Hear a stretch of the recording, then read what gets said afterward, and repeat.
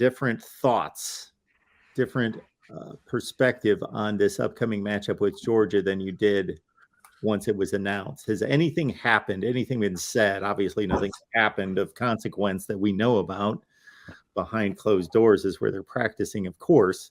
But any additional perspective as you dig deeper into this one? Watching Georgia's offense, they're versatile. They'll throw to backs and tight ends and receivers, so they throw the ball around, which means you have to stay disciplined as a defense. And when we talk to the players this past week or last week, whenever it was, they talked about just doing your job, being disciplined, and how they didn't do that against Michigan. They know they didn't, and they know they need to do it against Georgia.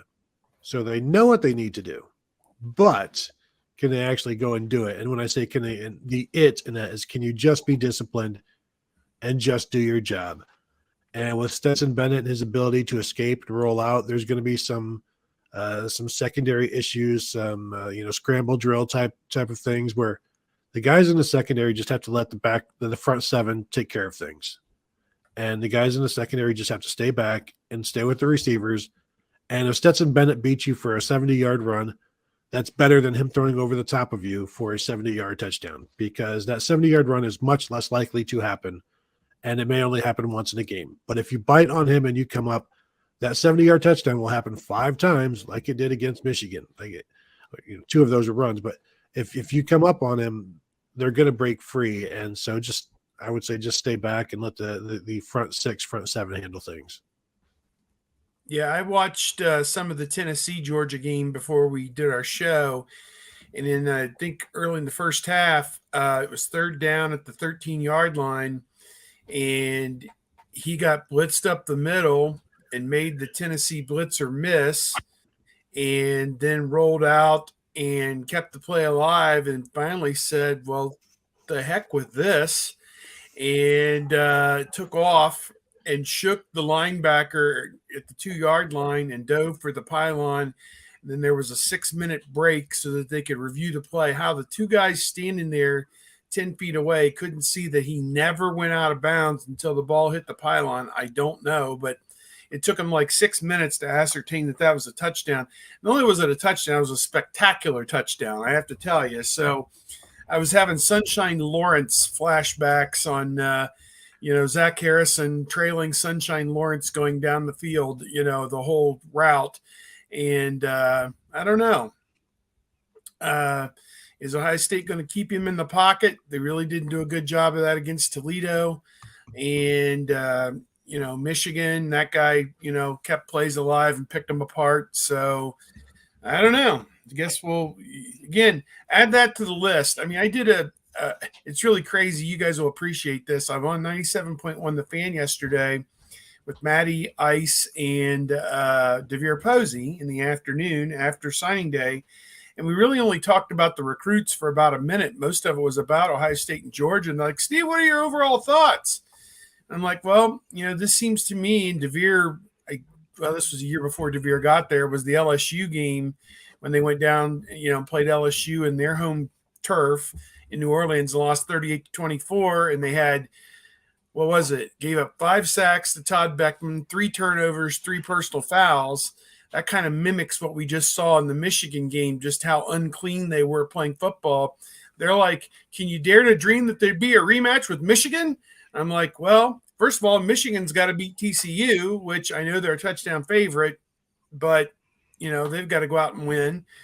And Ohio State, to me is walking 5 miles uphill in the snow here in this one, trying to go into Atlanta and beat Georgia. Are they going to play a clean football game? Are they not going to headbutt a guy and make it 1st and 35? Are they going to have 3 or 4 pre-snap penalties because there's 150 decibels inside the dome? Are they going to make terrible defensive play calls and not be in position? Are they going to whiff on tackles? I mean, there's a laundry list of things that they have to clean up just to be in this game, let alone try and win it. So I don't know. I don't mean to sound all doom and gloom, but man, it's kind of doomy and gloomy around here. I don't know. for me, I've written Tale of the Tape. I've not run it. I've not even gone through and edited it yet, so I need to see if it makes sense. So look for that coming up in the next week. But I went through the Georgia defense, and it's a lot. It's frightening, but I have to remind myself as I write it that I'm also looking at things if things come in at 100%. Nobody ever plays a 100% game, so all of these things are all right. What level do you get of each of these things? And then looking at the Georgia offense, or looking at the Georgia offense, I'm every bit as impressed as I thought I would be with Brock Bowers and Darnell Washington. Think about Zach Harrison being out there as a tight end. Darnell Washington and Zach Harrison are about the same weight. Darnell Washington's an inch taller than Zach Harrison, maybe two. So that's a scary proposition. But Georgia has never really utilized them the way that you would expect. If you have a cheat code out there, if you have a unicorn, I would figure that they would use them more. Lad McConkey, we'll see if he is able to go. I mean, people are saying he should, but I've started calling him Lad Sanzenbacher because, he's a good player. He's going to make you plays, but does he jump off of the screen? No, not really. And then looking at their running game, I'm much more concerned about Kenny McIntosh, the pass catcher, than I am Kenny McIntosh, the running back. So I do see a scenario. I do see situations of where Ohio State wins this game. But the Ohio State that needs to show up to win the game, I haven't seen in the last several games. So can Ohio State find – I don't even necessarily want to go back to the Penn State game. And, that Penn State game was kind of maybe that was the outlier where, it took a huge effort by JT Tuimoloau to, 2 interceptions, a pick six on one of them, a forced fumble, et cetera, et cetera, et cetera. But I think you need to see a lot more of the Ohio State team that went to Penn State than the Ohio State team that putzed around with Maryland, that lost to Michigan, that didn't really seem to have it, even though the conditions were horrible at Northwestern. They need a little bit of a time machine to go back and find that earlier season form. I'm sure if any one of us stood next to Brock Bowers, it would look like he could grind us into dust with his thumb. And when he lines up like in a 2 tight end set next to Darnell Washington like dwarfs him. Like he is a mountain of a man, Darnell Washington. Absolutely. I think it was I forget which game it was that I was watching, but they were throwing a little swing pass out to Kenny McIntosh, and Washington was the lead blocker on that. And like the poor defensive back that was out there trying to defend just got crumpled, and he like gave up like as Darnell Washington blocked out the sun, and he just went down. And he's got a few of those where it's not fair. And as a blocker, he's almost as big as Orlando Pace and runs like Ricky Dudley to throw back to some old Ohio State old school stuff like that. And they don't throw it to him as much as they threw to Ricky Dudley, but they use him as an extra tackle as much as Orlando Pace was out there as a left tackle. CBS did their mock draft, and just to give you an idea of the talent that's going to be on the field, looks like Ohio State will have 3 first-rounders playing in the game, and Georgia will have at least 4. And one of them, Nolan Smith, is not going to play, a linebacker from Georgia, torn pectoral. But they had Jalen Carter as the number 2 overall pick at defensive tackle. He's number 88. In this Tennessee game, he hit the quarterback in the end zone and caused a fumble.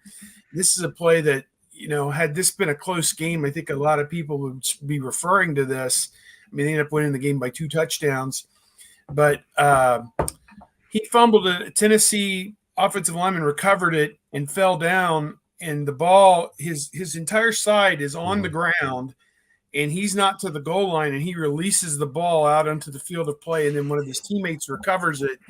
And the officials, again, after an 8-minute break, and Gary Danielson and Gene Serator are in total agreement, this is a safety. They somehow ruled it was a fumble out of the end zone by the lineman who recovered the fumble that was created by Jalen Carter. and then they punted it away. Well, they win the game anyway, but 2 points isn't that big of a deal anyway. But Jalen Carter is that kind of an impact guy, and he could be involved in a scoring play in this game if Luke Whippler and the boys in the middle aren't quite up to snuff. So Keely Ringo, it's curious. He was a star last year for them at corner, and I talked to our Georgia publisher, said this guy's given up a ton of big plays, including the LSU game. He got torched time and time again. So, number 5 overall pick. Is this Seven Banks, or is this insert name of best corner Ohio State's produced in the last 10 years? I don't know. Not sure what to make of that. Broderick Jones, left tackle, is number 17. And the guy you guys are talking about, Darnell Washington, it says here, number 19. So that's 4 guys that they're going to have on the field who are in the top 20 picks of the NFL draft. Ohio State's got obviously Stroud, who the CBS had as the number 6 pick. They had the number 1 was the quarterback from Alabama, the Heisman Trophy winner last year, and he's number 1. And then of course Paris Johnson is a first rounder, and they curiously have DeJuan Jones at like 29 or 30 here. So Warren has not come out and said he's leaving. He did walk on senior day, and I think that it is, foregone conclusion that DeJuan, he's gone. Yeah, he as Kev likes to say, he gone. I wonder about Matthew Jones too. Matthew Jones walked on senior day too, if he's also 2 feet out the door. But yeah. Jalen Carter, we already know that he can hold up a quarterback with one arm and, signal number 1. Maybe he's going to try to switch arms against CJ Stroud. I don't know. It's pretty impressive.